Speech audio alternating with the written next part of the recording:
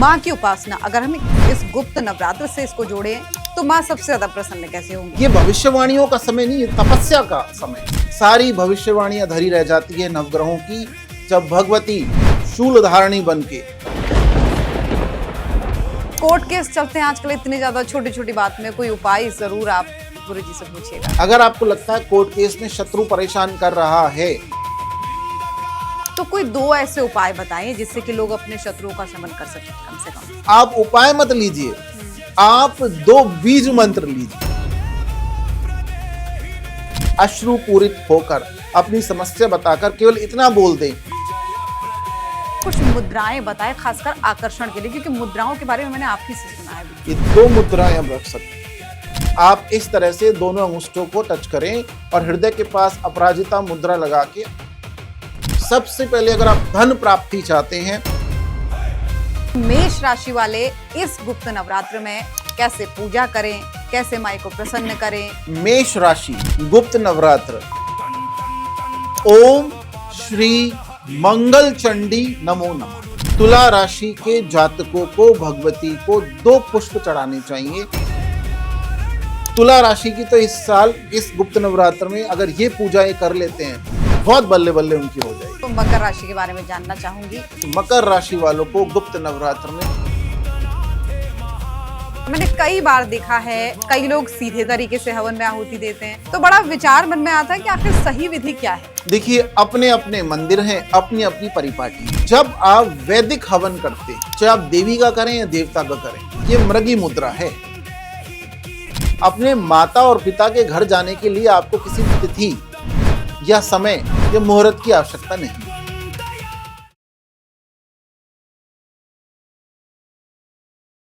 नमस्कार, जय माई की दर्शकों, कैसे हैं आप सभी? उम्मीद करते हैं बहुत अच्छे होंगे। स्वागत है आप सभी का ज्ञान, साधना और आस्था के मंच पे, जिसका नाम है एस्ट्रो केशव पंडित। क्योंकि आपको यहाँ से वो मिलता है जो आपको कहीं नहीं मिलता, वो ज्ञान मिलता है माई का जो आपको शायद ही कहीं मिलता हो। और आज क्योंकि आप सभी की डिमांड पर आपने बार बार निवेदन किया था कि गुप्त नवरात्र आने वाले हैं, आचार्य जी को कहिए कि कुछ अच्छा बताएं, कुछ ऐसा बताएं जिससे माई को प्रसन्न कर सकें। साधक क्या साधना करें, कैसे माई की उपासना करें, इन सभी चीजों पर आज के इस पॉडकास्ट में फोकस रहने वाला है। और सबसे बड़ी बात, क्योंकि कहा यह जाता है कि ये गुप्त नवरात्र माँ की साधना के सबसे विशेष दिन होते हैं, तो इन दिनों में राशिवार आप कैसे माँ को प्रसन्न कर सकते हैं और माई की कैसे आप पर कृपा बनी रह सकती है, इसी के साथ साथ बहुत बातें आपको जानने को मिलेंगी। चाहे वो 10 महाविद्याओं के बारे में हो या फिर आपके लिए क्या उचित है, इस गुप्त नवरात्र में विशेष तौर पर बताएंगे। स्विच वर्ड्स पर भी जाएंगे और भी बहुत सारी चीजें। बहुत ही रोचक और ज्ञान से भरा हुआ ये पॉडकास्ट रहने वाला है। तो चलिए बिना देरी किए हुए इस बहुत ही बेहतरीन पॉडकास्ट की शुरुआत करते हैं। और हमारे मेहमान जो हमेशा की तरह ही आपके लिए ढेर सारा ज्ञान लेकर आते हैं, विशुद्ध ज्ञान लेकर आते हैं, उनका स्वागत कर लेते हैं। आचार्य केशव शर्मा जी, जय माई की। जय माई की, जय श्री महाकाल, जय माई। गुरुजी, सबसे पहले तो मैं धन्यवाद करना चाहूंगी, क्योंकि मुझे ही ये समय लग जाता है बहुत सारा कि कब आप मिलेंगे, कब जो दर्शकों के हजारों लाखों सवाल हमारे पास होते हैं उनके हम जवाब दे सकें। और बहुत मुश्किल हमारे लिए तो ये हो जाता है कि कौन से वो प्रश्न हम रखें छांट कर जिससे लगभग सभी को उनका जवाब मिल जाए। आज हमने वादा किया है कि हम गुप्त नवरात्र के बारे में बात करेंगे, तो सबसे पहले शुरुआत उसी से करते हैं। हालांकि टॉपिक मेरे पास बहुत सारे हैं, मुहूर्त से ही शुरुआत कर लेते हैं। देखिए, ओम श्री माता श्री महाराज्ञी श्रीमती सिंहासनेश्वरी चिदग्निकुंड संभूता देवकार्य समुदिता भगवती राजराजेश्वरी त्रिपुर महासुंदरी ललिता परमेश्वरी पीताम्बरा पटरानी को हम प्रणाम करते हैं योनि मुद्रा में, और अपने गुरु महाराज को प्रणाम करते हैं और आगे बढ़ते हैं। देखिए, उनकी कृपा से बोल पाते हैं। कोई स्क्रिप्ट हमारे पास नहीं है, आप क्या पूछ ले और हम क्या बता दें। तो माई की कृपा से जो निकल जाएगा वो माई की कृपा है, उसी से जन कल्याण हो जाता है। 15 जुलाई आषाढ़ शुक्ल प्रतिपदा 2026 आषाढ़ मास के गुप्त नवरात्र शुरू हो जाएंगे। और गुप्त नवरात्र शुरू होने से पहले हमारे लिए तो सारे ही नवरात्र शाक्त उपासकों के लिए जो है दिवाली से और होली से कम नहीं होते। सबसे बड़े त्योहार हमारे यहाँ पे होते हैं भगवती बगलामुखी साधना में और दशम महाविद्याओं की साधना में। और दूसरा देखिए, इस बार बुधवार को शुरू होने वाले गुप्त नवरात्र पुष्य नक्षत्र में आ रहे हैं। महाकल्याणकारी, महामंगल में है, शनिदेव का नक्षत्र है और इतना कल्याणकारी नक्षत्र है साधनाओं के लिए, उपासनाओं के लिए, आप पूछिए मत। मैं तो आपको सबको ये सलाह दूंगा पॉडकास्ट शुरू होने से पहले, भविष्यवाणियां छोड़ दीजिए। कहाँ बाढ़ आ रही है, कहाँ भूकंप आ रहा है, कौन सा राजनेता ऊपर जा रहा है, कौन सा राजनेता नीचे आ रहा है, आप शेयर मार्केट आपका कहाँ जा रहा है, आप इतनी सारी चीजों को साइड रख के, वो भविष्यवाणियां जो होनी है वो कालांतर में भी होती थी, ईश्वर अब भी करेगा, प्रकृति अपना प्रकोप दिखाती है, उसके आगे क्या। ये भविष्यवाणियों का समय नहीं, ये तपस्या का समय है। कलयुग में तपस्या करें, नाम जप करें, दीक्षा लें, मंत्र जप करें। आप इतनी शील्ड अपने ऊपर बनाएं, इतना प्रोटेक्शन बनाएं शाक्त उपासना के माध्यम से, शक्ति के माध्यम से, गुरु के माध्यम से, कि कोई प्राकृतिक आपदा, कोई नवग्रह, कोई नजर दोष, कोई परतंत्र उसे भेद ही ना पाए। सारी भविष्यवाणियां धरी रह जाती है नवग्रहों की जब भगवती शूल धारणी बनके, गदा मुद्गर धारणी बनके चलती है और सारे वास्तु के दिक्पाल और नवग्रह नतमस्तक हो जाते हैं। तो भगवती बगलामुखी साधक और साधना और देवी, इनकी भविष्यवाणी कोई नहीं कर सकता। तो आपने मुहूर्त की चर्चा करी, 15 जुलाई आषाढ़ प्रतिपदा। सबसे पहले अगर आप धन प्राप्ति चाहते हैं, बुधवार का दिन है, बुध की होरा पकड़ लीजिए। मॉर्निंग में सबसे पहले 5:30 उठ के 5:30 से 6:42 तक आप अपनी साधना, पूजा, उपासना लाभ के चौगड़िए में और बुध की होरा में मॉर्निंग में करें।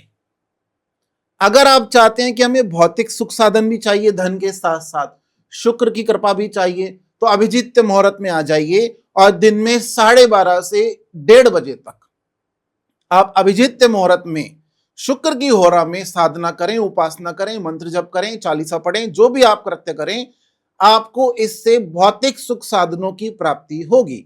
और हमारी तरह आप चाहते हैं कि भौतिक सुख साधन एक तरफ, धन एक तरफ, माई के चरण और गुरु की कृपा, तो फिर जैसा बोला गया देवी भागवत में कि भगवती रात्रि प्रिया है, रात्रि माई को पसंद है।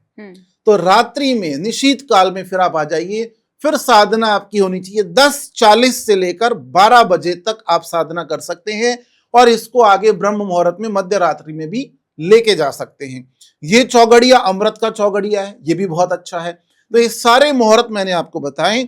अगर दीक्षित हैं, गुरु सानिध्य है, गुरु है साथ में, या गुरु की मंत्र दीक्षा है, तो अपना मंत्र जप करें। अगर दीक्षित नहीं है तो देखिए, नवरात्र में, खाली केवल नवरात्र में या गुप्त नवरात्र में आप माई के बीज मंत्रों का जप कर सकते हैं 9 दिन के लिए।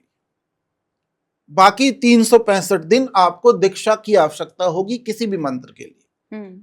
आप सबसे अच्छा है कि आप सहस्त्र नाम का पाठ करें। सहस्त्र नाम में एक श्लोक आता है, भगलिंग समाख्यान देवी भगलिंग निवेशिता भगलिंग सपूजा च भगलिंग समाधुर्य। मतलब भगलिंग, भगवान अर्थात शिव और शक्ति, पूरे सहस्त्र नाम में शिव शक्ति की चर्चा की गई है। अगर आपने अपनी पूजा में श्री मृत्युंजय महाकाल शिव और भगवती राजराजेश्वरी की तपस्या, पूजा, उपासना, आराधन कर लिया, फिर बचा क्या? फिर कुछ बचा ही नहीं है। तो जो हमने आपको थोड़ा सा मार्गदर्शन देने की कोशिश करी, आप इधर उधर के वीडियो कम देखिए, थोड़ा आप ये देखिए साधना के बारे में कौन बता रहा है, आपको केदारनाथ कौन भेज रहा है, आपको बगलामुखी मंदिर की सलाह कौन दे रहा है, आपको कामाख्या जाने के लिए कौन बोल रहा है। आप प्रबुद्ध हैं, हमारे सारे जो साधक हैं और जितने भी लोग देखने वाले दर्शक प्रबुद्ध हैं, उनको पता है वास्तविक शास्त्रीय ज्ञान कहां पर है और किस तरह से साधना, पूजना, उपासना होगी। तो आप उचित कंटेंट देखेंगे तो आप माई के सानिध्य में, माई के समीप जल्दी पहुंच पाएंगे और जो आपका मोक्ष प्राप्ति या धन प्राप्ति या विद्या प्राप्ति या व्यापार वृद्धि, कोई भी आपका साध्य है, वो जल्दी पूरा हो जाए।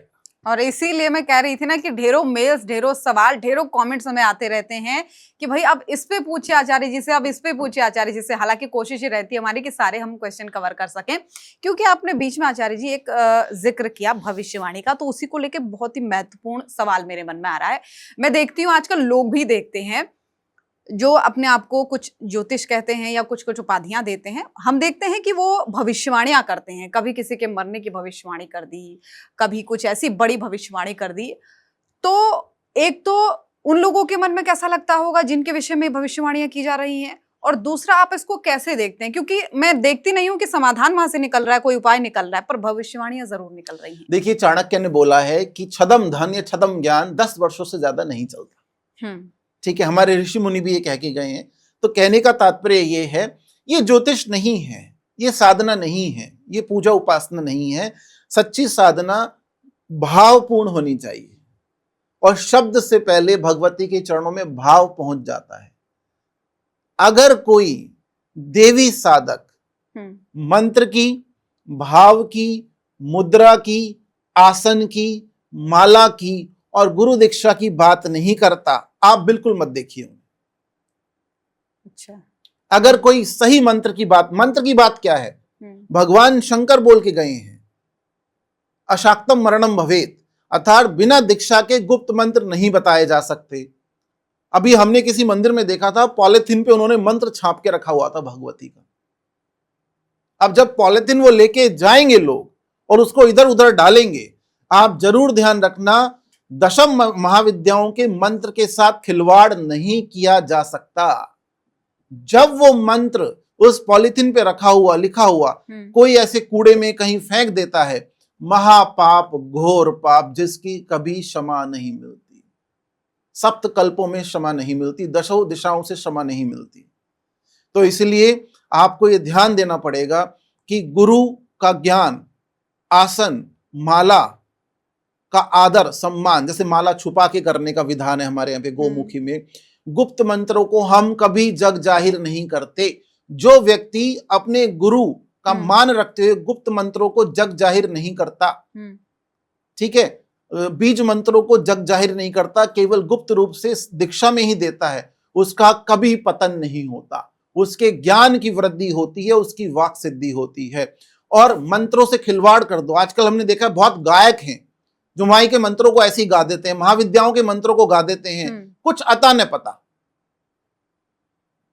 आप ध्यान गा सकते हैं। अगर कोई ध्यान गा रहा है माई का, जीवाग्रमादाय करेण देवी वामिन शत्रुन पर पीड़यन्तीम गदा विघातेन च दक्षिणेन पीतांबर ढ्याम दीपजम नमामि। आप ध्यान गा रहे हैं, ठीक है, कोई ध्यान गा रहा है, कोई मुद्रा दिखा रहा है, वो सब ठीक है, लेकिन आप मंत्रों से खिलवाड़ नहीं कर सकते। मंत्र देवता की आत्मा है।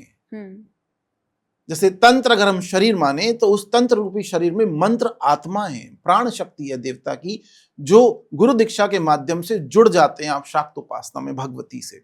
तो ये आपको देखना पड़ेगा कलयुग में क्या हो रहा है, क्या नहीं हो रहा। हम तो इतना ज्यादा ध्यान नहीं देते। अपना भजन करो, भोजन करो, गुरु का ध्यान करो, माई का ध्यान करो। माई सब देख लेती है, सब सीधा कर देती है, सबको सीधा कर देती है। माई इतनी शक्तिशाली है, हर एक देवता शक्तिशाली। हनुमान जी गदा के माध्यम से शक्तिशाली हैं, विष्णु जी चक्र धारण किए हुए हैं, देवादिदेव पशुपतिनाथ भगवान त्रिशूल धारण किए हुए हैं, इंद्र के पास वज्र है, सब शक्तिशाली हैं। लेकिन वो शक्ति नहीं है, वो शक्ति को धारण करने वाले शक्तिशाली देव हैं। शक्ति तो कोई और है, जिसके लिए बोला गया ओम श्री माता श्री महाराज्ञी श्रीमती सिंहासनेश्वरी चिदग्नि कुंड संभूता देव कार्य समुद्दिता। सारे देवता हाथ जोड़ के बोल रहे हैं कि आप जो नाभि कमल से प्रकट हुई हो, भगवान शंकर पे आरूढ़ हैं, आप हमारी सेवा स्वीकार करें हे देवी जगदम्बा, और हमारी सृष्टि का कल्याण करें। तो आप माने या ना माने, ये सृष्टि को चलायमान रखने की जो शक्ति है वो है आदि पराशक्ति श्री त्रिपुर महासुंदरी ललिता पराम्बा। वही भगवती बगलामुखी के रूप में निवास करती है, वही कामाक्षी है, कामाख्या रूप कामपीठ निवासनी, वही वैष्णवी है, वही जब नीचे आएंगे मीनाक्षी है, वही विंध्यवासिनी है।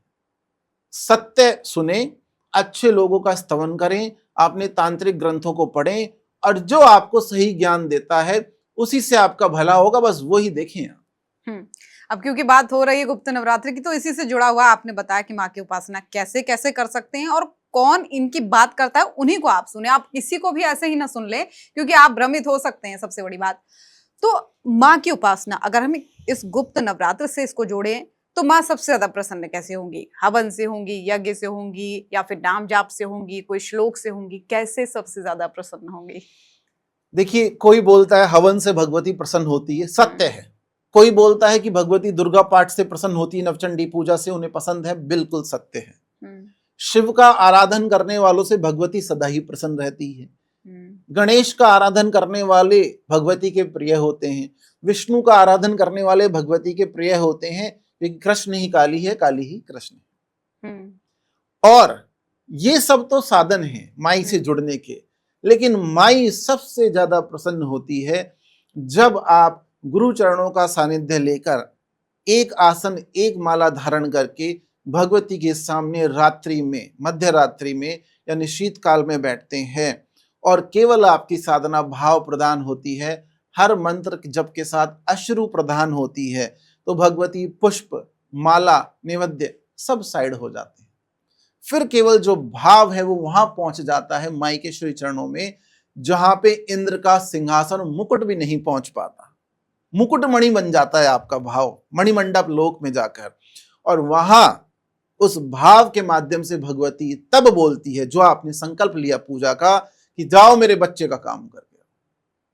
फिर वो किसी अपने गण को, सखी को, परिचारिका को या किसी ना किसी को भेज के बोलेंगी जाइए, मेरे बच्चे का काम सबसे पहले होना चाहिए। देवता सुनते हैं, माई सदा साक्षात रहकर आपके जीवन से मरण तक अगर आपका भाव बना, आप दीक्षित हो गए और देवी आपने आपको पुत्र स्वीकार कर लिया, साधक स्वीकार कर लिया और आपने मात्र रूप में भगवती से तारतम्य कर लिया, माई सदा आपकी सुनेगी, हर एक आपको दुष्चक्र से, अरिष्ट से, उपद्रव से बचाएगी और भगवती सदा साथ रहकर आपको ये एहसास कराएगी। कैसे एहसास होता है?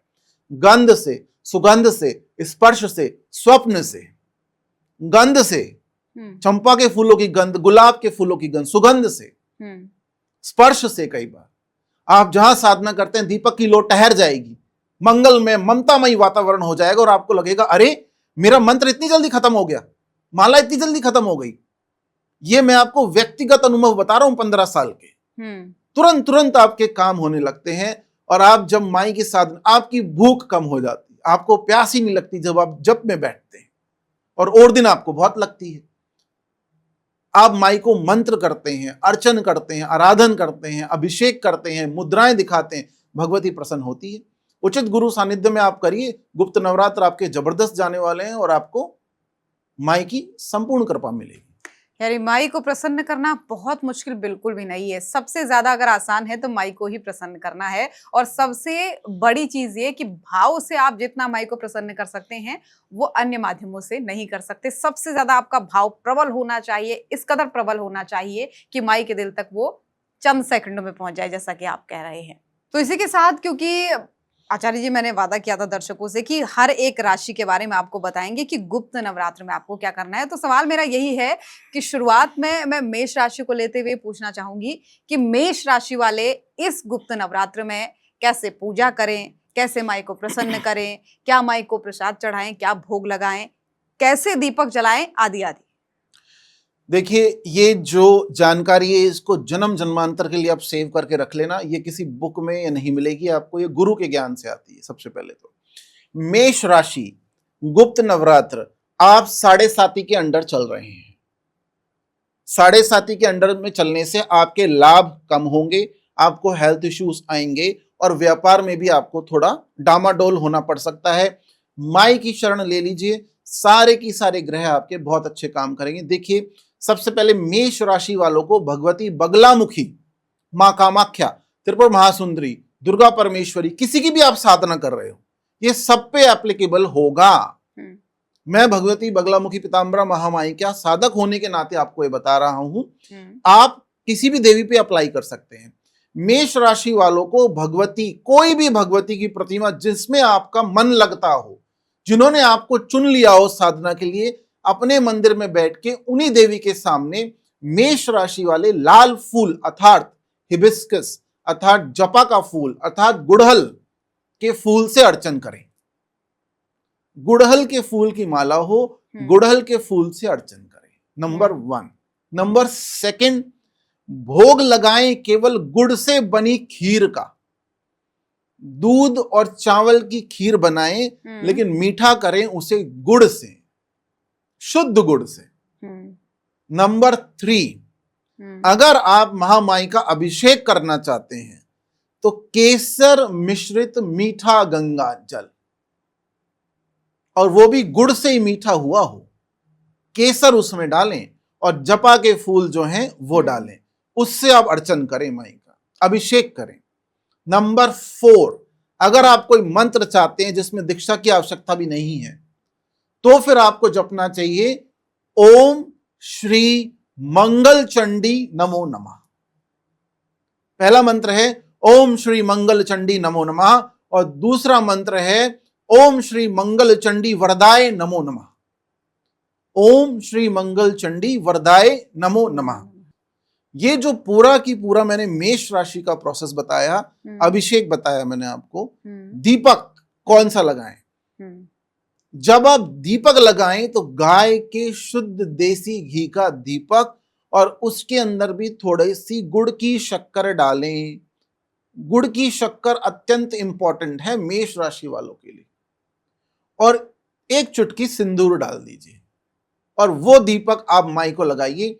ये सारा की सारा प्रोसेस 9 दिन करने के बाद 9वें दिन आखिरी दिन विसर्जन के समय आप 5 कन्याओं को भोजन करा दीजिए, या गाय को केले खिला दीजिए। गाय को केले खिला सकते हैं, पंच फल खिला सकते हैं, कन्याओं को भोजन करा सकते हैं, ब्राह्मण को मोतीचूर के लड्डुओं का दान कर सकते हैं। आपके संकल्प की पूर्ति नवग्रह और ये सृष्टि करने को बाध्य हो जाएंगे महामाई के आशीर्वाद में। आशीर्वाद तो छोड़ी, कृपा दृष्टि में, देखने भर मात्र में इतनी शक्ति। बिल्कुल। तो ये आप करिए इस गुप्त नवरात्र। मतलब ये कुछ ऐसे उपाय हैं जो आपको जन्म जन्मांतर के फल देंगे, ना सिर्फ इस नवरात्र में, इस गुप्त नवरात्र में। आगे बढ़ते हुए अगली राशि यानी वृषभ राशि के बारे में भी जानना चाहूंगी, ये सभी चीजें कैसे कैसे वो करें। देखिए, वृष राशि की हम बात कर रहे हैं, शुक्र की राशि है, भोग विलास की राशि मानी जाती है ये, और माता लक्ष्मी को ये राशि अत्यंत प्रिय भी है। सबसे पहले आप भगवती बगलामुखी, माँ कामाख्या, कमला, मातंगी, किसी की भी साधना उपासना करते हैं अपनी गुरु परंपरा से। आप अगर वृष राशि के हैं, टॉरस से हैं आप, तो आपको हर श्रृंगार के पारिजात के फूलों से उनकी पूजा करनी चाहिए। ठीक। आपके जीवन में सुगंधी सुगंध भर जाएगी। आप माई के यंत्र का अभिषेक करना चाहते हैं, या फिर आप माई की प्रतिमा का अभिषेक करना चाहते हैं, विग्रह का, तो आपको जल में केसर मिला के उसमें गुलाब का ओरिजिनल इत्र डालना चाहिए, और अगर संभव ना हो तो जल में केसर का इत्र डाल के भी आप अभिषेक कर सकते हैं। थोड़ा कपूर भी आप उसमें भीमसेन कपूर भी डालें, क्योंकि शुक्र से संबंधित है वो। ठीक। आप इससे अभिषेक कर सकते हैं। दीपक शुद्ध गाय के देसी घी का 2 इलायची के साथ आप जलाएं। 2 इलायची आपको ग्रीन इलायची उसमें डालनी पड़ेगी। ठीक। अब अगर आप मंत्र पे आते हैं, मंत्र से पहले मैं आपको बताता हूं नैवेद्य क्या चढ़ेगा। गाय के शुद्ध दूध से बना हुआ खोया, और उसमें गुड़ की शक्कर और थोड़ी सी हल्दी या केसर, बस ये आप बना के माई को रख दीजिए। देवताओं को दक्षिण मार्ग पूजा में ये सबसे ज्यादा प्रिय भोग है। ये किसी आपको पुस्तक या तंत्र पुस्तक में नहीं मिलेगा, ये हमें गुरु महाराजों से प्राप्त हुआ। मंत्र आप करना चाहते हैं, ओम श्री मात्रे वरदायिनी नमो नमः। ओम श्री मात्रे वरदायिनी नमो नमः आप करके देखिए, भगवती आपके भौतिक सुख साधनों की, योग और भोग दोनों की झड़ी लगा देगी। आपको इतना मिलेगा कि आप बटोरते रहेंगे, और जब भोग मिल जाता है तो व्यक्ति तृप्त हो जाता है, फिर वो जाता है योग की तरफ। आप करके देखिए। बिल्कुल, योग आध्यात्म की तरफ आपने बिल्कुल सही बात कही। तभी व्यक्ति जाता है जब उसके भोग की जो लालसा हो जाती है वो खत्म हो जाती है। मैं आगे बढ़ूं, अन्य राशियों में आऊं, लेकिन उससे पहले एक महत्वपूर्ण सवाल मेरे मन में आ रहा है।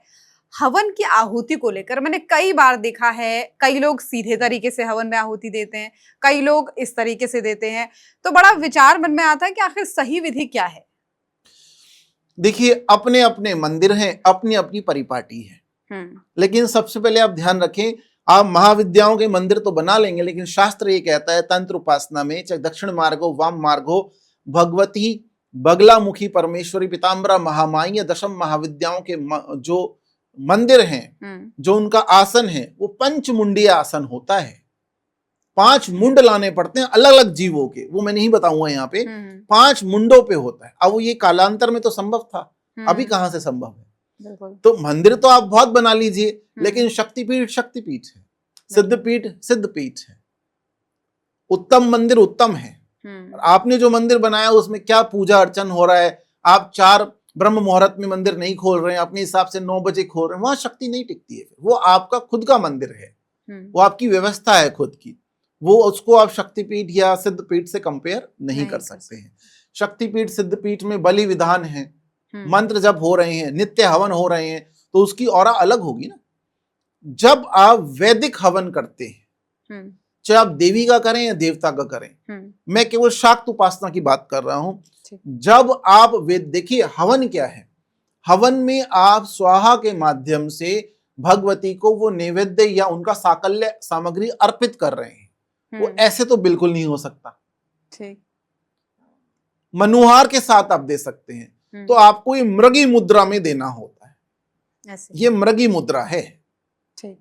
ये मृगी मुद्रा है। इसमें आपको मध्यमा और अनामिका को अंगुष्ठ से जोड़ के इस तरह से आप साकल्य उठाते हैं, मृगी मुद्रा में डालते हैं। लेकिन जब तांत्रिक होमात्मक हवन आते हैं, तंत्र की बात होती है, तो तंत्र में फिर साकल्य या सामग्री शुक्री मुद्रा में दी जाती है। शुक्री मुद्रा में कनिष्ठा उंगली बाहर रहती है, इस तरह से होता है। जितने भी ये षटकर्म हैं या जितने भी सम्मोहन या मारण मोहन वशीकरण उच्चाटन सम्मोहन, जितनी भी प्रक्रियाएं करते हैं लोग तंत्र उपासना में या दक्षिण मार्ग की साधनाओं में, तो वो शुक्री मुद्रा से जाना चाहिए, तब वो फलित होगा और सफल होगा। यहां फिर आपका एक प्रश्न और था पहले, गुरु का ज्ञान। अगर आपके दीक्षित गुरु नहीं है, अगर आप कोलाचार की साधना में नहीं है, दक्षिण मार्ग की साधना में नहीं है, सम्याचार, मिश्राचार, नवाचार, वाम मार्ग की साधना में कोई गुरु ही नहीं है आपका, तो आप इस पूरे जगत की आत्माएं, चाहे वो भूत हो, प्रेत हो, पिशाच हो, डाकनी, शाकनी, ब्रह्म, राक्षस, कीलक, चौकी, सबके रडार पे रहते हैं। गुरु नहीं है तो ये आप ध्यान रखना। शक्ति की साधना तलवार पे धार की चलने के बराबर है। अगर आप बिना कवच, बिना गुरु, बिना माला, बिना आसन, अपने अलग अलग प्रयोग YouTube से देख के किए जा रहे हैं, क्योंकि आपने किसी तथाकथित व्यक्ति को सुन लिया था, साधक को, तो उस समय वो बचाने नहीं आएगा। अगर आप मंदिर में बैठे हैं, अपने घर में बैठे हैं, शमशान में बैठे हैं, वो थोड़ी बचाने आ जाएगा। क्या आपने पूजा साधना उपासना करने से पहले भगवान शंकर या भैरव के 10 गणों को 10 दिशाओं में लगाया अपनी रक्षा के लिए? क्या आपने भगवती की 10 सेविकाएं या 10 देवियों को अपनी रक्षा के लिए लगाया? क्या आपने ब्राह्मी को लगाया? क्या आपने ऐन्द्री को लगाया? कौमारी को लगाया? मृगवाहनी को लगाया? खड़ग धारणी को लगाया? शूल धारणी को लगाया? आनंद भैरव को लगाया? क्या आपने अष्ट भैरवों को अपनी रक्षा के लिए प्रार्थना करी? क्या आपने आसन को बांधा? तो ये कौन बताएंगे? गुरु बताएंगे। अगर गुरु आपके नहीं है तो आप उनके रडार पे रहते हैं और आपको हेल्थ इश्यूज होते रहेंगे, आपको अलग अलग समस्याएं आती रहेंगी, आपको पता ही नहीं लगेगा। तो गुरु आपको इन सब से बचाते हैं। गुरु मंत्र, गुरु का आशीर्वाद ढाल है। कोई आपके ऊपर प्रहार करेगा किसी भी तरह का, तो पहले वो गुरु के पास जाता है, श्री चरणों में। सह शरीर हो गुरु या ब्रह्मलीन हो, उससे कोई मतलब नहीं है। गुरु एक तत्व है, वो सदा सर्वदा यहां रहेगा। सृष्टि से पहले भी था, सृष्टि के बाद भी रहेगा। तो वो सबसे पहले कहा जाएगा, सबसे पहले गुरु चरणों में जाता है।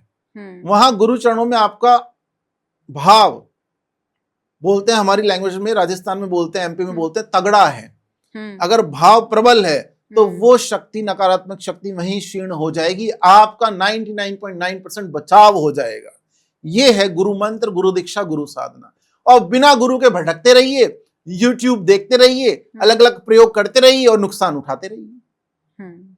तो कितना ही आप मंत्रों को पढ़ लीजिए, गीत संगीत से बजा लीजिए, शास्त्र और भगवान शंकर, देवादिदेव महादेव और भगवती राजराजेश्वरी ने स्वयं कहा है, भैरव भैरवी संवाद में स्वयं कहा है। कुब्जी का तंत्र पढ़िए, अग्नि पुराण पढ़िए, मंत्र महारणव पढ़िए, और उसके साथ साथ कालिका महापुराण, कामाख्या तंत्र, ये सब पढ़िए, सांख्यायन तंत्र पढ़िए, रुद्रयामल तंत्र पढ़िए। साफ लिखा हुआ है, गुरु गुरु गुरु। आसन, माला, गुप्त ज्ञान है। इस गुप्त ज्ञान को जो जग जाहिर करेगा उसका पतन निश्चित है, ये भगवती कहती है, ये भगवान शंकर ने बोला है। तो हम कभी भी कोई भी गुप्त ज्ञान, आज तक मैंने माई का उपासक साधक होने के नाते गुरु का मान रखते हुए आज तक मैंने कोई गुप्त मंत्र यूट्यूब पे नहीं बताया। केवल सामान्य मंत्र जो जन कल्याण के काम आ सकते हैं। ये हमारी गुरु परंपरा है, दीक्षा परंपरा है। हम इसका कभी अनादर अपमान नहीं करते और मैं कभी कोई विज्ञापन और प्रचार प्रसार नहीं करता किसी थर्ड पार्टी का। हमारे पास बहुत लोग आते हैं, हमारी पूजा का विज्ञापन कर दो, हमारी अगरबत्तियों का, इत्रों का, नहीं करता। करते होंगे साधक, मैंने बहुत वाममार्गी साधक देखे हैं, वो भी अब विज्ञापन करने लग गए। तो जब विज्ञापन ही करना था तो छोड़ा क्यों फिर? जब यहां पे सृष्टि में ही रहना था तो मार्ग ही क्यों पकड़ा? दक्षिण मार्ग ही मैंने बहुत देखे हैं जो विज्ञापन करने लग गए हैं, अलग अलग ऐप से जुड़ गए हैं। ये सब हम नहीं करते हैं। हम केवल भगवती का विशुद्ध ज्ञान, हवन, जप, पूजा पाठ, अनुष्ठान, सही मार्ग पे लोगों को जोड़ना, यही करते हैं। मंदिरों की परंपराओं का सम्मान होना चाहिए। भगवती के नाम का, मंत्र का, गुरु का, माला का, आसन का, सबका सम्मान करने वाला ही भगवती का प्रिय होता है। अभी भी कलयुग का समय है, सही मार्ग पे व्यक्ति आ जाए तो ज्यादा सही है। ये सब तो छदम है, शाश्वत नहीं है। शाश्वत तो सर्वेश्वरी है। मंत्र बचा रहेगा, आसन बचा रहेगा, माला बची रहेगी, गुरु तत्व बचा रहेगा। जो इन चार स्तंभों का आलिंगन करेगा, जो इन चार स्तंभों को मानेगा, उसी की साधना बची रहेगी। वही वशिष्ठ तुल्य बनेगा, वही कश्यप तुल्य बनेगा, वही भृंगी ऋषि तुल्य बनेगा और वही विश्वामित्र तुल्य बनेगा। ये व्यक्ति को देखना पड़ेगा कि आपको जो जिम्मेदारी दी गई, आपको जो प्रारब्ध से किसी मंदिर की सेवा मिली, या आपको कोई मंत्र मिला, आपको ज्ञान मिला, कोई सिद्धि मिली, आपसे ये पूछा जाएगा आपके अंतिम समय पे, या फिर आपकी जिम्मेदारी है भैरव की अदालत में। साधकों का जितना भी न्याय है वो शनिदेव की अदालत में नहीं होता, वो माई की अदालत में और भैरव की अदालत में होता है कि आपको हमने ये शक्ति देके भेजा, आपने जन कल्याण के लिए क्या किया। तो ये स्मरण रखें सब। बिल्कुल। तो इससे मुझे एक जो बहुत बड़ा जवाब मिला, यदि आप किसी तंत्र विद्या को नहीं जानते हैं, कोई बहुत बड़ा साधना का पथ आप नहीं जानते हैं, लेकिन गुरुदेव की कृपा से आप कैसे बचे रह सकते हैं, ये मुझे सबसे बड़ी बात आपके इस पूरे कथन में समझ में आई। अब आगे बढ़ना चाहेंगे क्योंकि अन्य राशि वाले भी अपना इंतजार कर रहे हैं गुरुजी। तो मैं चाहूंगी कि मिथुन राशि के बारे में बताएं। गुप्त नवरात्र में कैसे उपासना करें, कौन से मंत्र का जप करें, कैसे दीप जलाएं? मिथुन राशि मतलब हम अपनी ही राशि की बात कर रहे हैं। देखिए हमारी भी जेमिनी है, मिथुन राशि है। देखिए सबसे पहले तो बड़े चंचल, बड़े बहुत अलग अलग प्लान्स बनाने वाले, महत्वाकांक्षी होते हैं। और गुरु का सानिध्य मिल जाए तो फिर ओबामा भी बन सकते हैं, और गुरु का सानिध्य ना मिले तो फिर ओसामा भी बन सकते हैं। ये आपको देखना पड़ेगा। भटक जाते हैं बहुत जल्दी, लेकिन गुरु अगर इनको पकड़ ले, इनको थाम ले, तो माई और गुरु से फिर तर जाते हैं अपने जीवन से, सब कुछ प्राप्त कर लेते हैं अपनी शक्ति से और पराशक्ति से। देखिए सबसे पहले तो आप ये देखिए, मिथुन राशि वालों को भगवती का अर्चन, स्तवन बेलू पत्र से करना चाहिए और गेंदे का फूल चढ़ाना चाहिए इनको। गेंदे के फूल को सामान्य नहीं समझा जाना चाहिए। देवी देवताओं की उपासना में भारतवर्ष नहीं, पूरे ब्रह्मांड में जो मैरीगोल्ड शायद इसको बोलते हैं, गेंदे का फूल सबसे ज्यादा यूज होता है। तो उसमें भी आप ये देखिए, गेंदे के फूल को जो व्यक्ति गुप्त नवरात्र में भगवती के सामने, भगवती बगला मुखी और किसी भी देवी के सामने गेंदे के फूल को हल्दी और कुमकुम अर्थात गंध में लगाकर अक्षत के साथ अर्पित करेगा, महामाई उसकी सारी अरदास पूरी करेगी। दीपक अगर जलाएं तो उसमें भी आपको छोटा सा बेलपत्र घी में डाल के जलाना चाहिए। 2 इलायची जरूर उसके अंदर होनी चाहिए। अगर आपको महामाई का अभिषेक करना है तो फिर ये अभिषेक क्या है, गंगा जल में इत्र डाल के, कौन सा इत्र, चमेली का इत्र या फिर मोगरे का इत्र, ये दोनों इत्र डालेंगे और उसमें थोड़ा सा कुशा घास, कुशा सुना होगा आप, थोड़े से वो डालेंगे, कुशा के टुकड़े, तो उसको हम बोलते हैं कुशोदक। जैसे गंध्योदक होता है, कुशोदक बन जाता है, उससे आप अभिषेक करें। आपके राहु केतु की समस्या दूर होगी, नवग्रह शांत होंगे, भगवती की कृपा मिलेगी। मंत्र ओम श्री भगमालिनी नमो नमः, ओम श्री भगमालिनी नमो नमः। दूसरा मंत्र अगर आप चाहते हैं और भी पावरफुल मंत्र है, ये भी कर सकते हैं। ओम श्री भगमालिनी नमो नमः, ओम श्री भगमालिनी गिरजाए नमो नमः, ओम श्री भगमालिनी गिरजाए नमो नमः। रिसर्च करके शास्त्रों को देख के आपको ये जो नाम है, जो मंत्र है बताए जा रहे हैं, इनमें बहुत शक्ति अगर आप करेंगे तो। और सभी रुद्राक्ष की माला से कर सकते हैं या बिना माला के भी आप जप कर सकते हैं, कोई समस्या नहीं है। अब भोग की बात कर लेते हैं। मिथुन राशि वाले कोई भी भोग माई को चढ़ा सकते हैं, लेकिन सादा पान, देवी उपासना में उनको 2 सादे पान जरूर चढ़ाने चाहिए। शिव और शक्ति दोनों को, भैरव और भैरवी दोनों को, मिथुन राशि वालों को सादा पान लगवाकर देवी उपासना में मधु पर्क के समान, मुख पर्क बोलते हैं, मतलब भोजन के बाद पान खाया जाता है, तो देवताओं को भी वही आचरण दिया जाता है, वो जरूर चढ़ाना चाहिए। इससे उनकी तरक्की होती है, सफलता मिलती है उनको। आपने देखा होगा पान हमेशा धनाढ्य व्यक्ति खाता है। मतलब ये तो आपने बहुत देखा होगा, bidi cigarette gutkha, that is a different issue, लेकिन पान जो है वो धनाढ्य उच्च से उच्च व्यक्ति खाता है। तो ये जो पान खाने की परंपरा भारतवर्ष में है, वो देवी देवताओं को भी चढ़ाया जाता है। आप इन प्रयोगों को करके देखिए और आनंद उठाइए। बिल्कुल, बस ऐसे ही प्रयोग ये होते हैं, बहुत ज्यादा मेहनत इनमें नहीं लगती है, छोटे छोटे प्रयोग होते हैं, आसान से प्रयोग होते हैं, लेकिन लाभ इनके कई गुना लाभ होते हैं जो आपको मिलते हैं। आगे बढ़ते हुए अब मैं चाहूंगी आचार्य जी आप बताएं कि कर्क राशि वाले क्या करें इस गुप्त नवरात्र में, क्या भोग लगाएं माई को, कैसे उपासना करें, क्या उन्हें चढ़ाएं और कौन सा मंत्र जप करें। देखिए, कर्क राशि की हम बात करते हैं। कर्क राशि भगवान शंकर की अति प्रिय राशि है, सोमनाथ की अति प्रिय राशि है। स्वभाव से निर्मल होते हैं, चंचल होते हैं, बहुत सुंदर होते हैं, लेकिन जैसे जैसे चंद्रमा की कलाएं घटती और बढ़ती है, इनका स्ट्रेस घटता बढ़ता रहता है। मानसिक अशांति में बहुत जल्दी चले जाते हैं, अगर शनिदेव आ जाए और विषयोग बन जाए तो सबसे पहले भगवान शंकर को या माँ भगवती, जो भी त्योहार हो, जैसे गुप्त नवरात्र अभी हैं, तो इनको दूध से अभिषेक करना चाहिए। दूध में मिश्री या मिश्री का पाउडर मिला के, केवड़े का जल मिला के और चंपा के फूल, चंपक माला, भगवती को चंपा के फूल अत्यंत प्रिय हैं, वो डाल के इनको अभिषेक करना चाहिए। 27 चंपा के फूलों की माला भगवती को 27 नक्षत्र स्वरूप चढ़ानी चाहिए।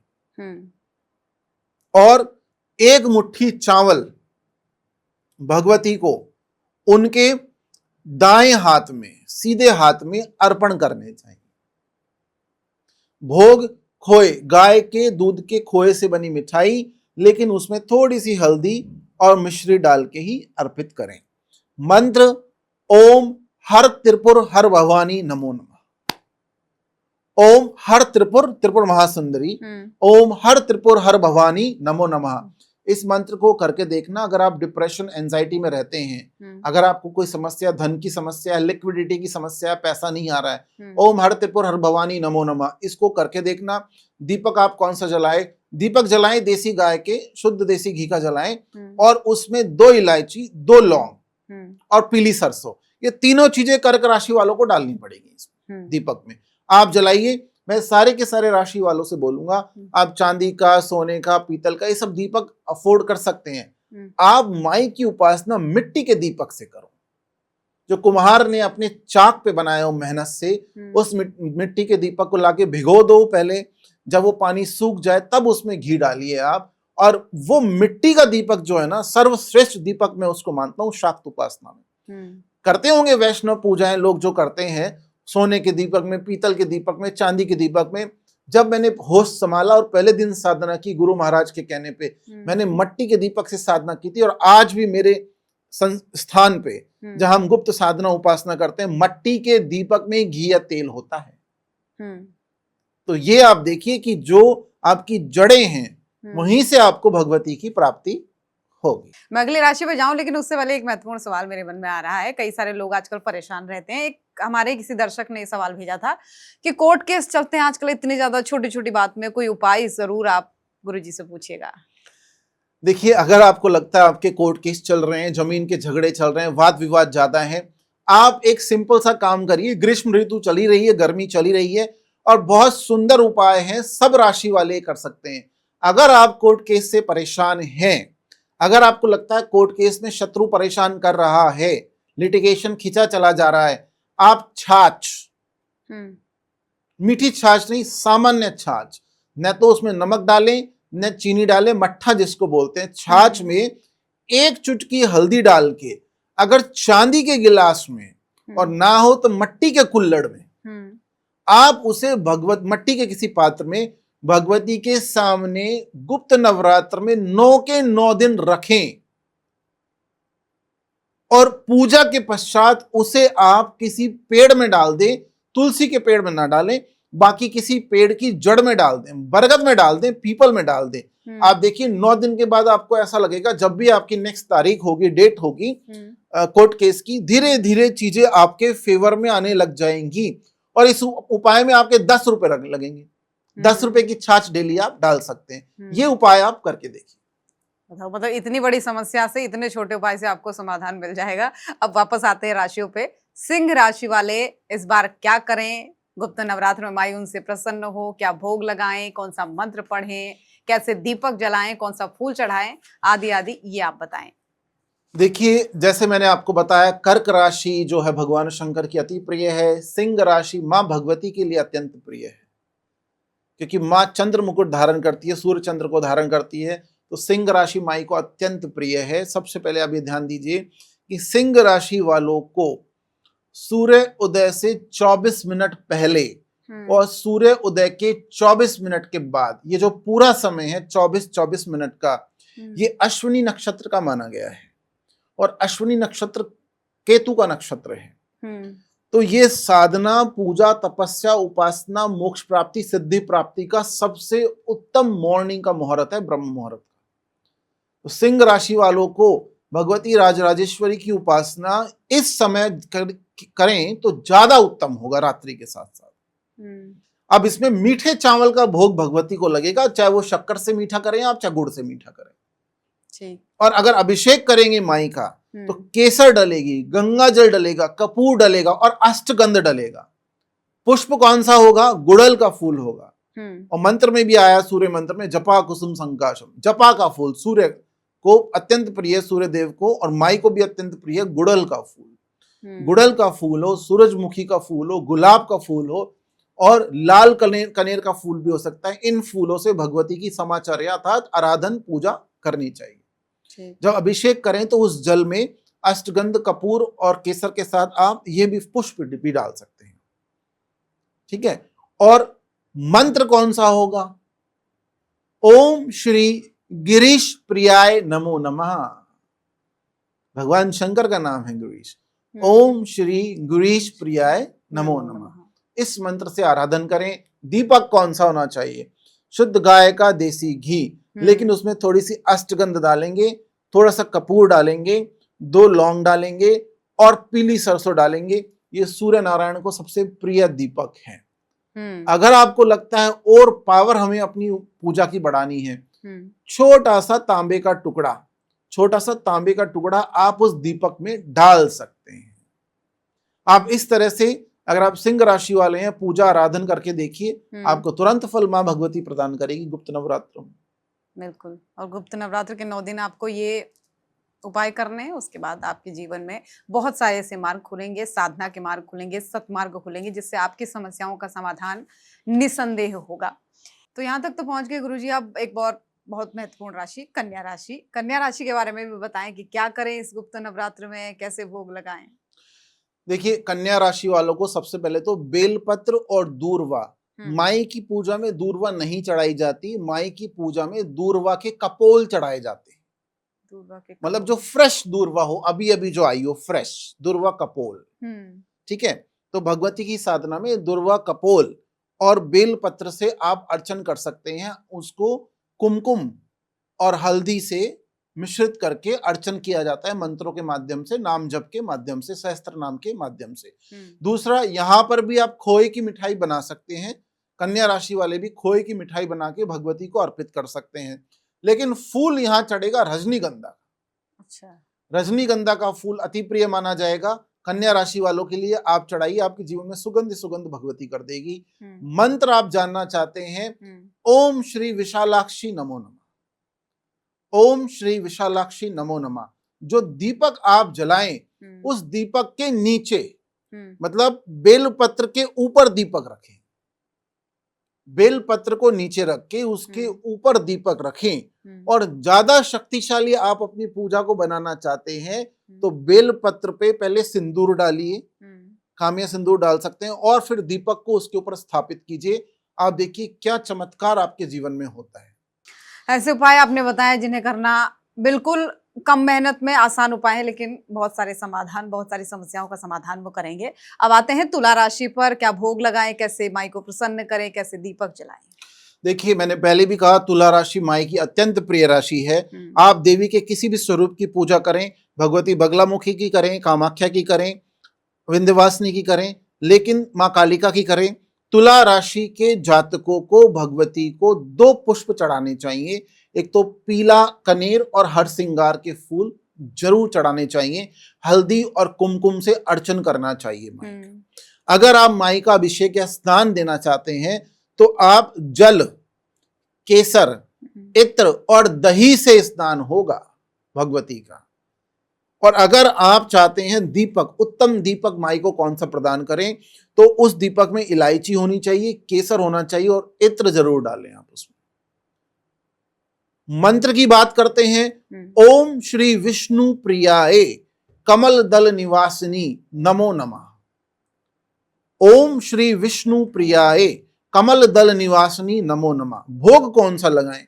माई को 2 भोग लगा सकते हैं आप। या तो आप खीर का भोग लगा सकते हैं, उस खीर में पंचमेवा डलेगा, चिरौंजी डलेगी, केसर डलेगी, चुटकी भर हल्दी डलेगी, केवड़े का थोड़ा सा जल डलेगा। कमलात्मिका, माँ लक्ष्मी भगवती कमलात्मिका, माँ बगलामुखी को जब खीर चढ़ाई जाती है, पायसम बोलते हैं साउथ इंडिया में खीर को, जब ये चढ़ाया जाता है वो सुगंधित होना चाहिए, चाहे वो इलायची से हो या केवड़े के जल से हो। मंत्र मैंने आपको बता दिया है। तुला राशि की तो इस साल इस गुप्त नवरात्र में अगर ये पूजाएं कर लेते हैं, बहुत बल्ले बल्ले उनकी हो जाएगी। यानी कि ये पूजा करिए और सारे जो रुके हुए मार्ग हैं वो खुल जाएंगे, जो नहीं बने काम है वो भी आपके बनने वाले हैं। मैं आगे बढ़ूं, एक बहुत महत्वपूर्ण सवाल मैं आपसे करना चाह रही हूँ, क्योंकि कुछ राशियां हमारी बची हुई हैं।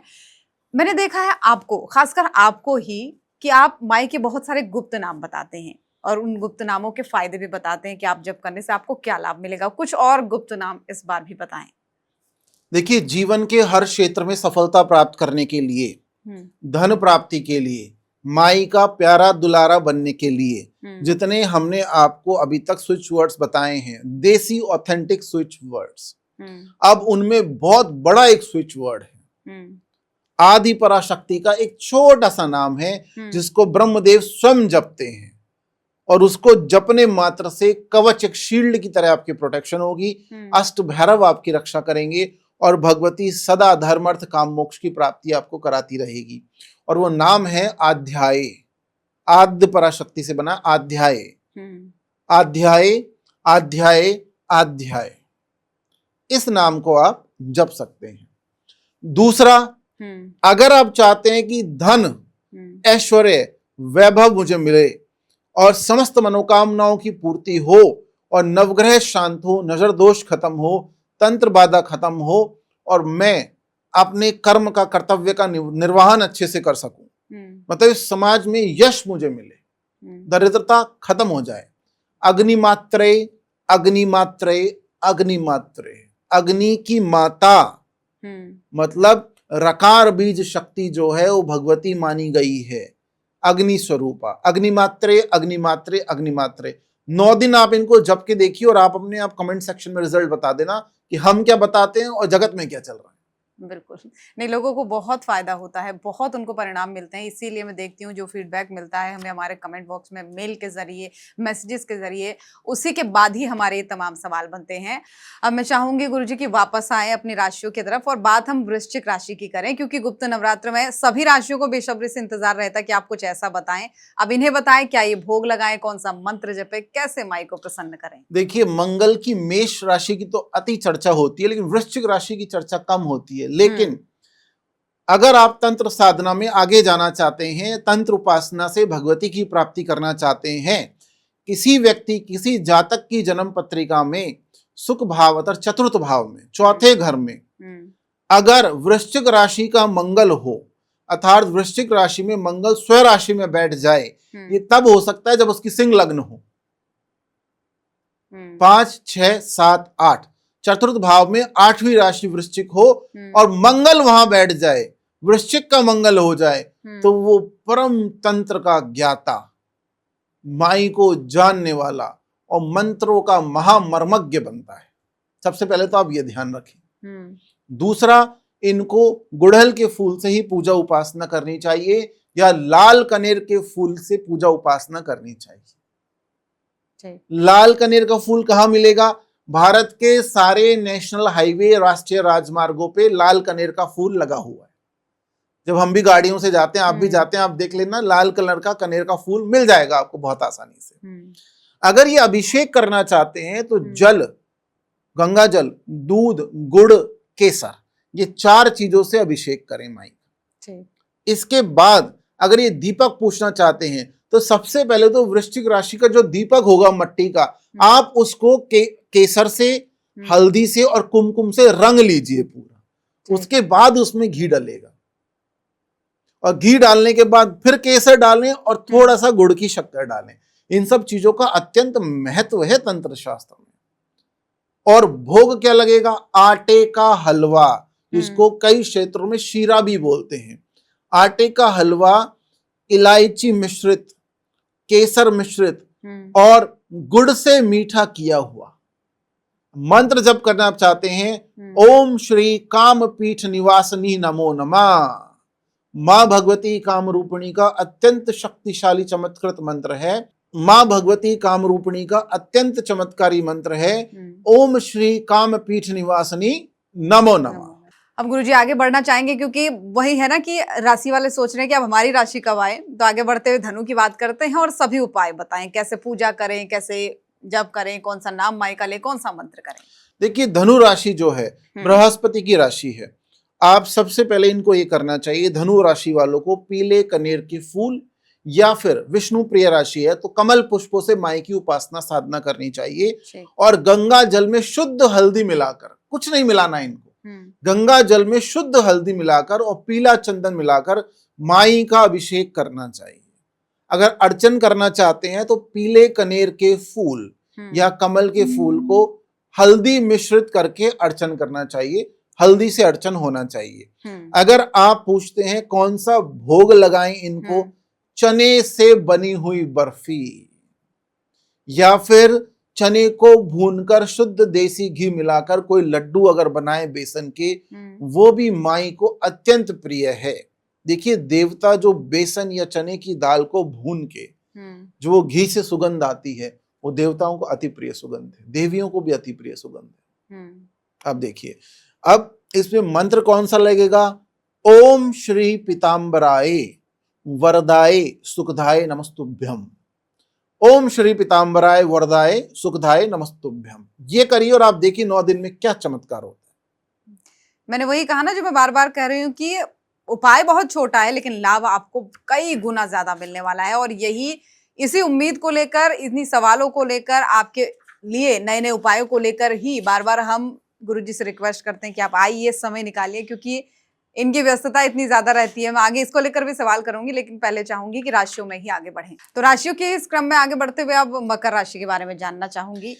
देखिए, शनिदेव की प्रिय राशि है और शनिदेव माई के बहुत प्रिय हैं। माई की सेना के सेनापति मंगल भी थे और शनिदेव भी हैं और कार्तिकेय भी हैं। तो सबसे पहले तो आप ये ध्यान रखिए, मकर राशि वालों को गुप्त नवरात्र में अपनी पूजा और साधना में घी के साथ साथ तेल का दीपक भी जलाना है। ठीक। आप दक्षिण भाग में घी का दीपक रख दीजिए, वाम भाग में माई के आप तेल का दीपक रखिए, इस तरह से जलाएं। उस दीपक में पीली सरसों और 2 लौंग जरूर डालें। ठीक। अगर भोग की बात करेंगे तो आप इनको बेसन की बर्फी ही चढ़ाइए, या बेसन का हलवा या शीरा दूध में मिश्रित चढ़ा सकते हैं। लेकिन उसके साथ साथ जब माई के प्रिय शनिदेव हैं और आप मकर राशि के हैं तो आपको उड़द की खिचड़ी भी चढ़ानी पड़ेगी, काले उड़द की खिचड़ी। अब काले उड़द की खिचड़ी में आप वो सब सब्जियां डाल सकते हैं जो जमीन के नीचे पैदा होती हैं। शनिदेव, गाजर है, मूली है और आलू है, ये सब आप उसमें डाल सकते हैं। अच्छा। देखिए, बहुत ये गुरुओं के ज्ञान से पता लगता है। आप मकर राशि के होने के बाद माई का अर्चन करना चाहते हैं, हल्दी, कुमकुम, गंगा जल, दूध नहीं डलेगा, इत्र और काले तिल ये अर्चन में शामिल हो जाएंगे। मंत्र जपना चाहते हैं तो मंत्र आप जप सकते हैं, ओम महाकराली कालिकाय नमो नमः। ओम महाकराली कालिकाय नमो नमः। ये पूरा प्रोसेस फॉलो करके देखिए आप इस गुप्त नवरात्र में। आषाढ़ के गुप्त नवरात्रों में भगवती की संपूर्ण कृपा आपको प्राप्त होगी। और मकर राशि वालों की इन उपाय करने से बल्ले बल्ले जरूर होगी। मैं बढ़ूंगी आगे, लेकिन मैं एक महत्वपूर्ण सवाल आपसे जानना चाह रही हूँ आप ही के बारे में, क्योंकि दर्शकों के भी सवाल रहते हैं और मेरे मन में तो खासकर ये रहता है कि कभी आप मुझे कामाख्या देवी में शिविर लगाते हुए दिखते हैं, कभी मैं देखती हूँ आप उज्जैन, अभी 24 घंटे पहले ही मैंने देखा था आप उसकी मौजूदगी उज्जैन में थी, उसके कभी आप कामाख्या देवी के शरण में होते हैं। तो कैसे मैनेज करते हैं, कब क्या करते हैं, लोगों को थोड़ा पता चले आपके बारे में। देखिए, जब कहने का मतलब हमारे जो इधर उधर जाने के छोटे मोटे प्रोटोकॉल्स होते हैं वो हम इसलिए नहीं बताते, फिर सब पहुंच जाते हैं, लोग पहुंच जाते हैं, वो भी परेशान होंगे, साधना में भी विघ्न पड़ता है, तो बस यूट्यूब के माध्यम से सब दर्शन वगैरह सब हो जाते हैं। तो ये तो भाव है।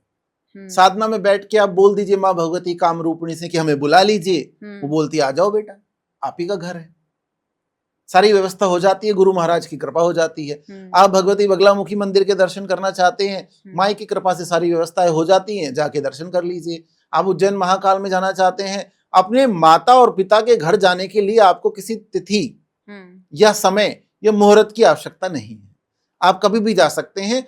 हाँ, थोड़ा सा हमारे कार्यक्रम, साधना के कार्यक्रम, यात्रा के कार्यक्रम गुप्त रखते हैं ताकि जाएं, पूजन पाठ अनुष्ठान हो जाए, उसके बाद लोगों को झलकियां नजर आए। क्योंकि चलते हुए पूजन पाठ में या चलते हुए हवन में, अनुष्ठान में मोबाइल, कैमरा इत्यादि ज्यादा सोशल मीडिया पे नहीं डालना चाहिए, उससे विघ्न आता है। तो थोड़ा थोड़ा समय निकाल के देखिए, मनुष्य मात्र, प्राणी मात्र, साधक मात्र से भी कई दोष हो जाते हैं, पाप हो जाते हैं, कई बार पूजाओं में अशुद्धियां हो जाती हैं, कई बार मंत्रों में अशुद्धियां हो सकती है, नैवेद्य में अशुद्धि हो सकती है। मनुष्य तो अशुद्धियों से बना हुआ है और भगवती भाव प्रदान है। अशुद्धियों को क्षमा करते हुए माई आपके भाव को जानकर कृपा कर देती है। तो बार बार क्षमा प्रार्थना करने के लिए, बार बार पापों का शमन करने के लिए और भगवती की करुणा और कृपा प्राप्ति के लिए उनके श्री चरणों में सबको जाना चाहिए। चाहे आप कामाख्या जाएं, चाहे आप विंध्यवासिनी जाएं, आप मुंबा देवी जाएं, पावागढ़ कालिका जाएं, आप वैष्णो देवी जाएं या आप मीनाक्षी टेम्पल जाएं, आप कहीं भी जाएं, लेकिन जाना जरूर चाहिए। और मंदिरों में जाना, गुरुओं की सेवा करना अत्यंत प्रिय है हमें। बिल्कुल, और हमारे लिए तो यही अच्छी बात है कि कम से कम माई की कृपा हम पर भी इतनी है कि उनका ज्ञान हम तक आपके माध्यम से समय समय पर पहुंचता रहता है और आपका समय मिलता रहता है। अब चाहेंगे गुरुजी आगे बढ़ें, और कुंभ राशि वाले काफी देर से इंतजार कर रहे हैं, और सबसे बड़ी बात तो ये भी रहता है ना, क्योंकि ये कुंभ और कुछ राशियां लास्ट में आती है तो उनको बड़ा इंतजार करना पड़ता है। अब चाहेंगे कि उन्हें बताएं गुप्त नवरात्र में वो क्या करें, क्या भोग माई को लगाएं, कौन सा मंत्र जप करें। देखिए, कुंभ राशि शनिदेव की अत्यंत प्रिय राशि है। अब कुंभ राशि मतलब घड़ा, ज्ञान के भंडार होते हैं, गुप्त ज्ञान के। घड़े में कितना पानी है वो जाकर ही दिखेगा, दूर से नहीं दिखेगा। तो गहराइयों वाले व्यक्ति होते हैं। तो कुंभ राशि वालों को एक लोटा या घड़ा, चाहे मिट्टी का हो, तांबे का हो, सोने का हो, चांदी का हो, मिट्टी का भी हो, सामर्थ्य अनुसार, वो माई के समक्ष जरूर रखना चाहिए। ये घट स्थापना की बात नहीं कर रहा मैं, तांत्रिक साधना होती है गुप्त नवरात्र में। तो कहने का मतलब एक घड़ा जरूर रखना चाहिए। दूसरा, कुंभ राशि वालों को 7 तेल के दीपक भगवती को अर्पित करने चाहिए नित्य। गुप्त नवरात्रों में घी का दीपक तो हो, लेकिन 7 तेल के दीपक हो। पीली सरसों डाल के और लौंग डाल के, ठीक। नंबर 1। दूसरा, इनको भोग कौन सा लगाएं? इनको आप मालपुए का भोग लगा सकते हैं, अत्यंत प्रिय है कुंभ राशि वालों का, तो तुरंत माई सुनेगी। दूध से बने हुए मालपुए और चाशनी वगैरह मीठे अच्छे सुगंधित इलायची द्वारा मिश्रित मालपुए का भोग लगे। और जब अर्चन करें, अर्चन करते समय नीले फूल, अपराजिता के फूल, ठीक। अपराजिता के फूलों को हल्दी में डाल के अगर आप माई को अर्पित करते हैं, आपके 100% समस्त शत्रुओं का शमन होता है और 7.5 का प्रभाव कम होता है और शनिदेव की कृपा भी मिलती है। और अगर आप अभिषेक करना चाहते हैं माई का, हल्दी से अभिषेक करें, इत्र मिश्रित करें, लेकिन उसमें थोड़े से काले तिल जरूर डालें। मंत्र है ओम श्री मुंड मालिनी नमो नमः। ये काल रात्रि का मंत्र है, ओम श्री मुंड मालिनी नमो नमः। देखा आपने कुंभ राशि वालों पे कैसे कृपा बरस सकती है। यही आपको भी करना है, इस छोटे से मंत्र का जप करना है इन आने वाले 9 दिनों में। और सबसे बड़ी बात, जो भोग आपको लगाना है वो भी आपको गुरुजी ने बता दिया है, जिससे आपका जीवन एक सद दिशा की ओर जाएगा। अब हम बात करना चाहेंगे मीन राशि की, जिन्हें सबसे ज्यादा धैर्य रखना पड़ता है गुरुजी अपनी बारी आने के लिए, अपने बारे में जानने के लिए। अब इस गुप्त नवरात्र वो ऐसा क्या करे कि माई प्रसन्न हो जाए? देखिए, गुप्त नवरात्र में अगर आप मीन राशि के हैं तो आपको चावल, अक्षत, उसमें कुमकुम, हल्दी और देसी घी डाल के उसका मिश्रण जो होता है, चावल जो रंग जाते हैं चावल, उनसे भगवती के यंत्र पे या पटचित्र पे अर्चन करना चाहिए। सबसे पहले तो आपको ये ध्यान रखना है। दूसरा, आपके लिए पुष्प का कोई प्रावधान नहीं है, आप माई को कोई भी पुष्प चढ़ा सकते हैं। कमल चढ़ाइए तो प्रसन्न माई, अपराजिता, गुड़हल सब चढ़ाइए। मीन राशि है ना, विष्णुदेव की प्रिय राशि है और भगवती विष्णु प्रिया है, तो इसीलिए ब्रह्मास्त्र विद्या विष्णु प्रिया। तो कहने का तात्पर्य है, आपको थोड़ा सा भोजन में आपको जो नैवेद्य चढ़ाएंगे उसमें ध्यान रखना पड़ेगा।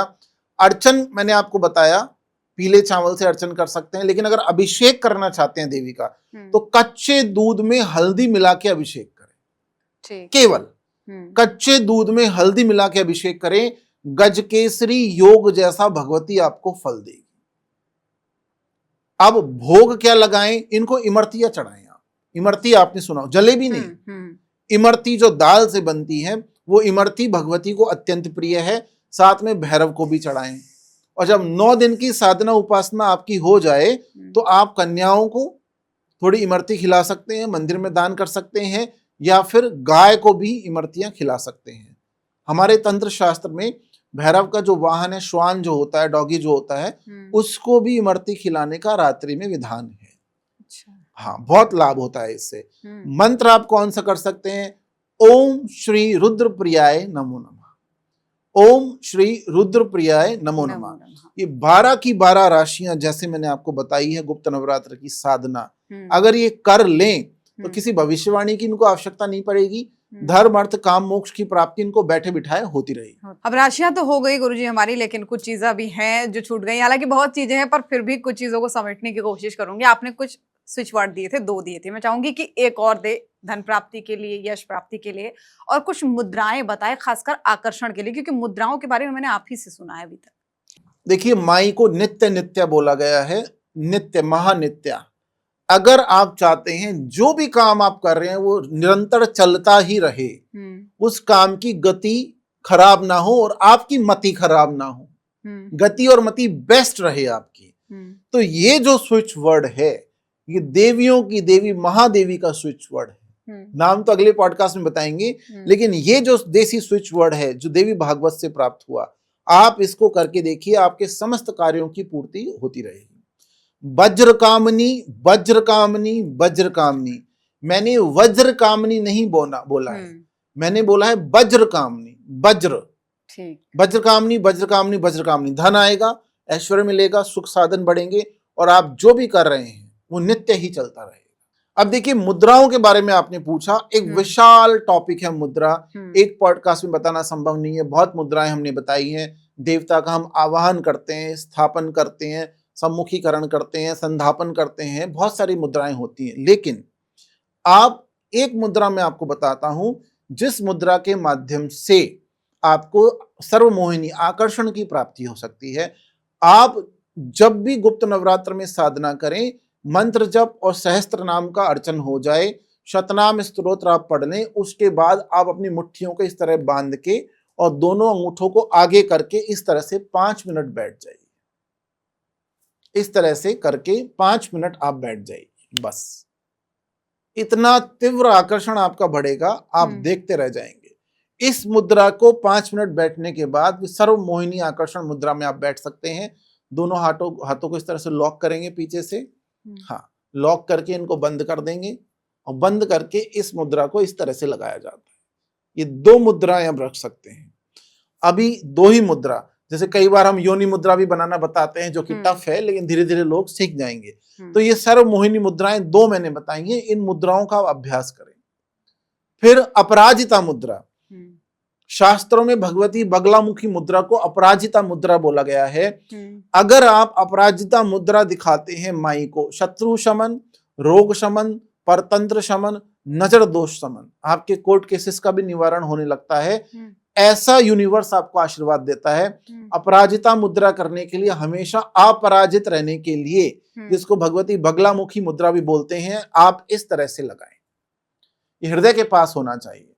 आप इस तरह से दोनों अंगुष्ठों को टच करें और हृदय के पास अपराजिता मुद्रा लगा के अपने मंत्रों का जप करें 10 से 15 मिनट। आप देखिए कमाल, मुद्राओं का कमाल बहुत है।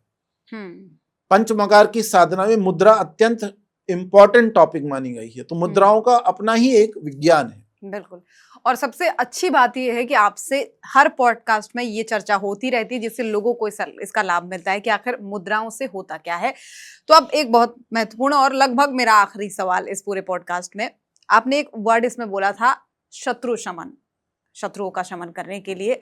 तो कोई 2 ऐसे उपाय बताएं जिससे कि लोग अपने शत्रुओं का शमन कर सकें कम से कम। देखिए, मैंने बार बार बोला है, जो हमने अपने गुरु महाराजों से सीखा है, सुना है, आप बीज मंत्रों का और महामंत्रों का जप बिना गुरु दीक्षा के नहीं कर सकते। लेकिन जब नवरात्र आते हैं तो भगवती यहीं विचरण करती है। फिर ग्रहों का राज नहीं होता सृष्टि में। तो माई यहाँ पे कैलाश से भगवान देवादिदेव से विदा लेके पशुपतिनाथ से इस धरती पर आती है भक्तों का कल्याण करने के लिए।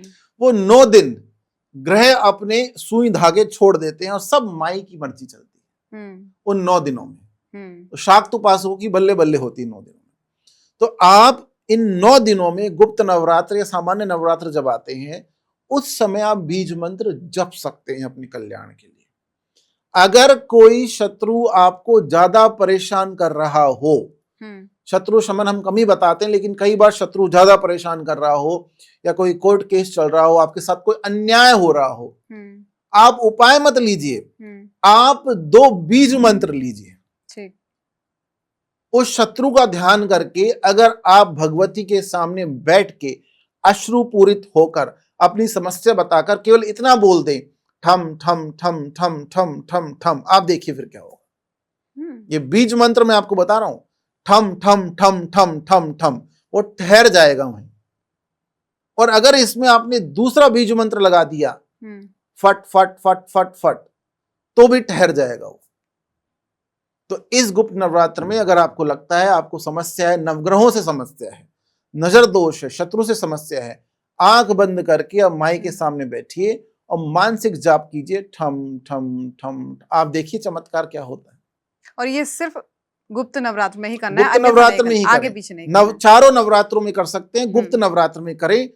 बाकी सामान्य दिनों पे इस बीज मंत्र की अनुमति आपको नहीं है। बिल्कुल, ये बिल्कुल सावधानी आपको रखनी है कि सिर्फ नवरात्रों में ही, गुप्त नवरात्रों में ही आपको ये करना है, अन्यथा इसको सामान्य दिनों में बिल्कुल नहीं करना है। क्योंकि जैसा कि गुरुजी बता रहे हैं, क्योंकि जो चीजें जब लाभ देती हैं उसी समय आपको बताई जाती हैं। अब क्योंकि पॉडकास्ट काफी लंबा भी हो गया गुरुजी, और समय भी आपने हमको इतना ही दिया है, तो एक महत्वपूर्ण सवाल अंत में, आप कुछ कहना चाहेंगे और मैं भी कुछ पूछना चाहूंगी। एक मैंने आपके पास कोई चीज देखी थी जिसको मैंने आपसे आग्रह किया था कि दर्शकों को जरूर बताएं, क्योंकि मेरी बड़ी जिज्ञासा रहती है कि जो आप तक है वो लोगों तक जरूर पहुंच सके, तो इसके बारे में भी बताएं। देखिए, माँ भगवती राजराजेश्वरी जो हैं, या हनुमान जी महाराज हैं, या फिर भगवान देवादिदेव शंकर महादेव हैं, उनको आप सामान्य बाती ना बनाएं। ठीक, आप उनको ये बाती बनाएं। और ये बाती क्या है मैं आपको बता देता हूं। सफेद मदार जो होता है, जो आंकड़े का, अकौए का पेड़ होता है, उससे निकली हुई रुई है, कॉटन है। तो मदार के पेड़ की रुई से बाती बनाकर आप ये गुप्त नवरात्रों में अगर दिया जलाएंगे, दीपक जलाएंगे सभी राशि वाले, तो आपको लाभ होगा। ये कोई प्रमोशन नहीं, हमें भी किसी साधु संतन से ही प्राप्त हुई है। हाँ। तो ये नहीं कि आपको यहीं से प्राप्त होगी। मदार के पेड़ों पे जाओ और खुद प्राप्त करके बाती जलाओ, यहाँ से कुछ प्राप्त नहीं होगा, हमें किसी से प्राप्त हुआ है। देखिए, बार बार लोगों की जिज्ञासाएं होती हैं। आप संपर्क कर सकते हैं, आप सबके संपर्क, हम तो समय कम दे पाते हैं, लेकिन आप सबके संपर्क के लिए भगवती महामाई की कृपा से आप astrokeshopandit.in पे संपर्क कर सकते हैं। वहां पे हमारे लोग होते हैं, आपके प्रश्नों का उत्तर दे सकते हैं। कभी आपको पूजा, साधना, उपासना, होम, हवन, जप, एकाक्षी नारियल, श्री यंत्र, श्री बगलामुखी ब्रह्मास्त्र कवच, हवन, इन सब के बारे में जो जानकारी चाहिए होती है वहां जानकारी मिल सकती है। आप जो हमारे रजिस्टर्ड नंबर है उन पे भी संपर्क कर सकते हैं। 9669966278, 9739733278 और astrokeshopandit.in पे जाकर भी आप संपर्क कर सकते हैं। इन नंबरों के अलावा और इस वेबसाइट के अलावा हमारा कोई संपर्क नहीं है। और दूसरा, अगर इन नंबरों के अलावा, जो स्क्रीन पे नंबर दिख रहे हैं, इनके अलावा कहीं से भी आपको कॉल आता है तो आप रिपोर्ट करें। आजकल बहुत फ्रॉड भी चलते हैं, उनसे सावधान रहें, बच के रहें, माई की सेवा उपासना करते रहें और केवल रजिस्टर्ड नंबर्स पे ही आप कांटेक्ट करें। बिल्कुल सही बात, क्योंकि मैंने कई बार देखा है कि आपके नाम से लोगों को ठगने का प्रयास बहुत सारे लोग करते हैं। इसीलिए मैं दर्शकों को अपनी तरफ से भी सतर्क कर देना चाहती हूँ।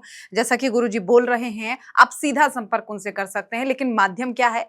पहला तो जो आपकी स्क्रीन पर नीचे नंबर चल रहे होंगे दोनों, और उसके अलावा आप वेबसाइट पर भी अपने सवालों को पूछ सकते हैं। अपॉइंटमेंट आपको लेना है, आपको कोई भी काम है गुरुजी से, आप उसके लिए या तो नंबरों पर संपर्क करें या फिर जो आपको दिया गया है astrokeshopandit.in, इस पर आप लॉगिन करके इसमें आप अपनी समस्याओं का समाधान पा सकते हैं। तो उम्मीद करते हैं ये पॉडकास्ट आपको जरूर पसंद आया होगा, आपके सारे सवालों के जवाब इसमें मिले होंगे, आपको उपायों का वो खजाना मिला होगा जो आपको आगे के जीवन जीने के लिए एक सकारात्मक दिशा देने के लिए पर्याप्त होगा। मैं तो कह रही हूँ पर्याप्त नहीं, उससे कहीं ज्यादा होगा। तो बहुत धन्यवाद आप सभी का समय देने के लिए, और गुरुजी खासकर आपका। जय माई। जय माई की।